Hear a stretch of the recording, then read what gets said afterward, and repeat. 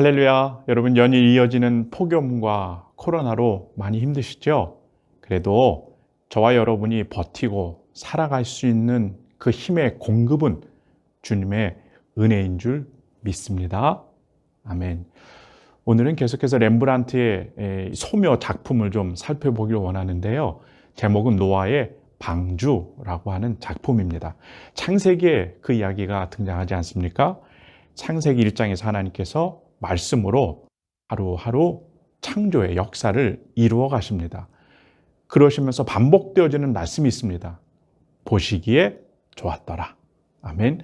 그리고 인간을 창조하시고는요, 보시기에 심히 좋았더라 라고 하시면서 하나님의 마음이 정말로 기쁘셨던 것 같아요. 그런데 웬일입니까? 멀리도 안 가고 창세기 6장에 가서 사람의 죄악이 세상의 관영함과 그 마음의 생각의 모든 계획이 항상 악할 뿐이다. 이렇게 창세기 6장 그 당시의 어떤 영적인 상황을 하나님께서 평가하시는 겁니다. 그리고는요, 참으로 안타까운 이 하나님의 마음이 이렇게 전개되기 시작하시는데, 나의 창조한 사람을 내가 지면에서 쓸어버리되 사람으로부터 육축과 기는 것과 또 공중의 새까지 그리하리니 이는 내가 그것을 지었음을 한탄합니다. 창세기 6장 7절에 이렇게 말씀하십니다. 인간을 창조하셨던 그 1장에 그 기뻐하시고 좋아하셨던 하나님의 마음이 멀리도 안 가고 6장에서 한탄하는 마음으로 바뀌어지는 거죠. 그리고는 하나님께서 홍수 심판을 하시겠다고 하십니다. 근데 여러분, 이게 끝입니까?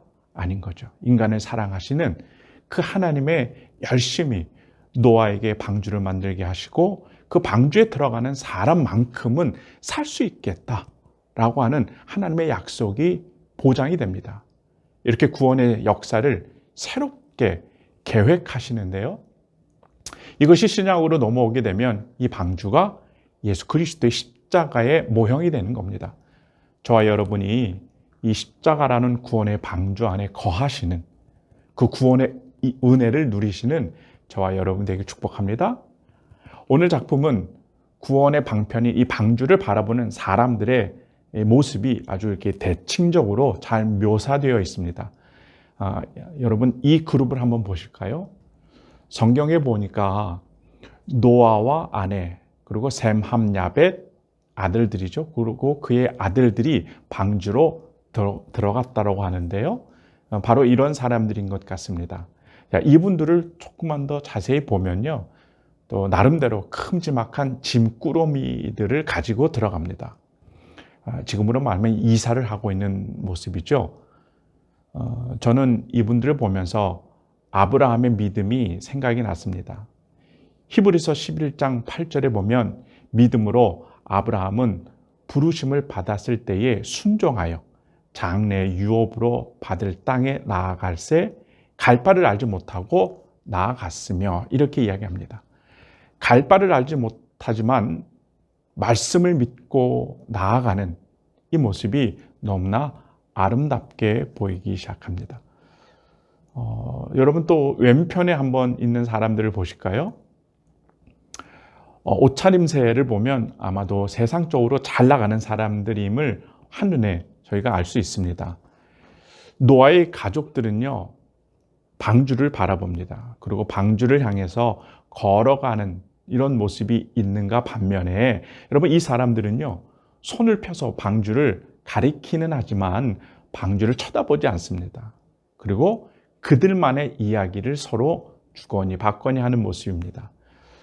지금 영적으로 홍수라고 하는 임박한 진노가 이제 코앞에 이르게 되었는데 전혀 인식하지 못하는 그들만의 리그, 그들만의 이야기를 하는 그런 안타까운 모습이 보여집니다.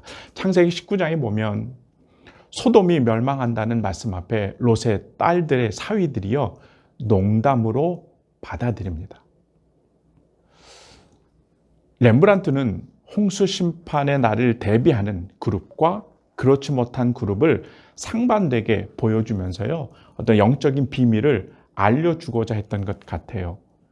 종말론적 신앙을 가지고 방주라고 하는 예수 그리스도 안에 있을 때 구원을 누리고 안전하게 살아가는 은혜가 있을 것이고, 반대로 방주 바깥에 예수님과 상관없이 그 십자가의 삶과 상관없이 살아가는 사람들은요, 결국엔 죽음을 맞이할 것이다 라고 하는 경고를 이 작품에서 보여줍니다.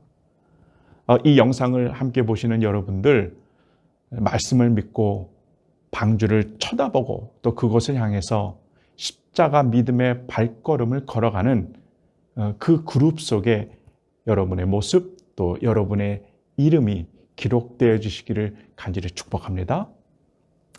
여러분, 또 이 그림에서 흥미로운 인물 한 명을 저희가 찾아볼 수 있겠는데요. 방주 위에서 환영하는 한 조그마한 노인의 모습입니다. 얼굴이나 표정을 정확히 알 수는 없고요. 구부정한 자세로 보아서 아마도 노아 할아버지겠지 않습니까? 라는 생각이 드는 거죠. 방주를 맡는 기간도 많은 학설들이 있지만 거의 100년 동안 이렇게 지었다고 하고요. 또 그곳에 14,000톤을 실을 수 있는 엄청난 배를 만듭니다. 노아의 나이가 600세가 되기까지 반주를 만듭니다. 등이 굽도록 육체가 얼마나 힘들었겠습니까? 그런데 여러분, 정말 노아를 힘들게 한 것은 따로 있었던 것 같아요.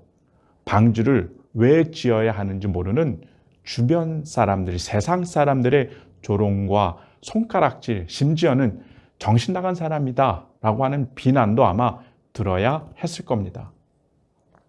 노아도 저와 같은 인간이기 때문에 인간적인 많은 상처와 아픔이 있었겠는데요. 그래도 끝까지 노아가 방주의 이 사명을 잘 감당할 수 있도록 힘이 되어준 게 있습니다. 저는 이것을 말씀의 능력이라고 보고 싶어요. 창세기 6장 22절에 노아가 그와 같이 하여 하나님이 자기에게 명령하신 대로 다 준행하였더라. 아멘. 코로나의 이 시대 속에서 여러분 어떻게 살아가길 원하십니까? 렘브란트의 이 노아 홍수, 이 작품이 이것을 우리에게 오늘 이야기해 주고 있습니다. 끝을 바라보는 종말론적인 신앙을 여러분 꼭 가지시길 부탁드리고요. 또 우리에게 주어진 그 하나님의 귀한 생명의 말씀을 의지하시고 노아처럼 다 준행하였더라. 순종으로 그렇게 칭찬받고 또한 구원의 주인공 되어주시는 귀한 복된 삶을 사시는 여러분이 되시기를 주님의 이름으로 간절히 축복합니다. 아멘. 샬롬.